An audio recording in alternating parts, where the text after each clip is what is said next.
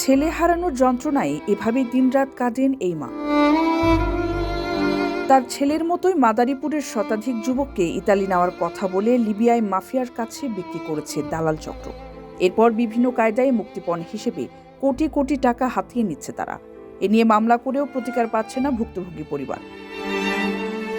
অনেক অত্যাচার করছে, অনেক মারধর করছে। আমার ছেলের নিয়ে না খাওয়াইয়া রাখছে, মোবাইলে আমাকে দেখাইছে, ভিডিও কল দিয়া পিটাইছে, অনেক অত্যাচার করছে।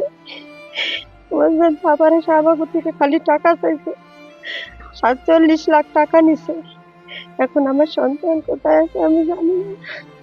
কঠিন মারছে স্যার।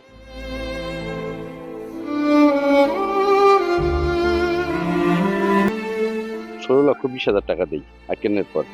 এরপরে কিছুদিন পরে আবার নির্যাতন শুরু করে। নির্যাতন শুরু করার পরে আবার 22 লক্ষ টাকা দিয়া তাদের মানে মার ফিরাই। মার ফিরানোর পর এখন আমার এই বাইশটা যে কোথায় আছে সেটা এখনো অদ্য পর্যন্ত আমরা জানি না, নিখোঁজ। অভিযোগ আছে মাদারীপুরের বিভিন্ন গ্রামের শতাধিক যুবক লিবিয়ার বন্দি শিবিরে মানবেতর জীবনযাপন করছেন। ভিটেমাটি বিক্রি করে টাকা দিয়েও মিলছে না মুক্তি। এভাবে নির্যাতন করছে সেটা ভাষায় প্রকাশ করা যায় না। বিভিন্ন ফিলে মোবাইলের ভিডিও দেখাইয়া বিভিন্ন পরে সর্বশান্ত জাগা জমিন সুদি মুদি করিয়া গরু বাছুর যেখানে যা বিড়াবাড়ি বেচা সর্বশান্ত। এখন পরের বিড়ায় থাকে সে। ভুক্তভোগীরা জানিয়েছেন গত 10 বছরে মানব পাচারের ঘটনায় 350টি মামলা হয়েছে, তবে বিচার হয়নি একটিরও। আইনের ফাঁক দিয়ে বের হয়ে যাচ্ছে দালাল চক্র। বাদশাহ হাওলাদার, বাবুল হাওলাদার, কালু হাওলাদার এবং বাদল মাতবার আর সাইদুল মাতবার এরা আটক করিয়া আমার ছেলেরে বিভিন্নভাবে টর্চার করছে, মারধর করিয়া 47 লাখ টাকা নিয়ে আমাদের নিঃস্ব করে পথে নামাই দিছে। আরো অনেক মানুষ এইভাবে নিঃস্ব করছে। এরা কঠিনভাবে মারছে আমার ছেলেরে, এত অত্যাচার করছে যা বলার মতন না।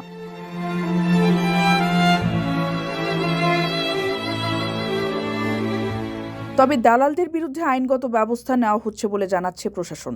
এর পাশাপাশি বিদেশ যাওয়ার ক্ষেত্রে আরো সচেতন হওয়ার পরামর্শ তাদের। মানব পাচার সংশ্লিষ্ট যে কোনো অভিযোগ আমরা পেলে সাথে সাথে এই বিষয়ে আইন পন্থায় আমরা তদন্ত করব, প্রয়োজন ব্যবস্থা নিয়ে থাকি এবং মানব পাচার সংশ্লিষ্ট যে কোনো অপরাধের বিষয়টা আমরা যথেষ্ট গুরুত্ব দিয়ে তদন্ত করে থাকি।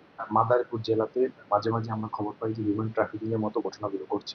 বিশেষ করে লিবিয়া হয়ে ইতালি বা অন্যান্য ইউরোপের দেশে যাওয়ার জন্য এখানে একটা চক্র বা পাঠানোর জন্য একটা চক্র এখানে কাজ করে। তো আমরা আসলে জেলা প্রশাসন, উপজেলা প্রশাসনের পক্ষ থেকে সরকারের যে বিভিন্ন কর্মসূচি আছে, বিশেষ করে অ্যাওয়ারনেস বিল্ডিং যে কর্মসূচিগুলো আছে, সেখানে আমরা মাদারীপুরের বাসিন্দাদেরকে বোঝানোর চেষ্টা করছি যে অবৈধ পথে যদি বিদেশে যাওয়ার চেষ্টা করা হয় এতে আর্থিক ক্ষতি থেকে শুরু করে জীবন মানেরও রিস্ক রয়েছে। নানা তদবির আর অফিস আদালতে দৌড়ঝাঁপ করেও নিখোঁজ ব্যক্তিদের সন্ধান মিলছে না। বাধ্য হয়ে সরকারের উচ্চ মহলের হস্তক্ষেপ চেয়েছে ভুক্তভোগীদের পরিবার। পাশাপাশি দ্রুত দালালদের আইনের আওতায় এনে শাস্তির দাবি জানিয়েছেন তারা। কারো কাছে স্বপ্ন পূরণ, কারো আনন্দের উপলক্ষ, আবার কারো জীবন পাল্টে দেওয়ার মুহূর্ত, কখনো জীবন বাঁচাতে সর্বোচ্চ গতিতে উড়ে চলা, কারো আবেগের শেষ মুহূর্ত, আপনজনের শেষ বিদায়ে শামিল হওয়া। এমন সব ইচ্ছে পূরণে সর্বনিম্ন ভাড়ায় দ্রুতগতির বাহন প্রবাসীর হেলিকপ্টার। আপনার প্রয়োজনে যোগাযোগ করুন আমাদের হটলাইনে।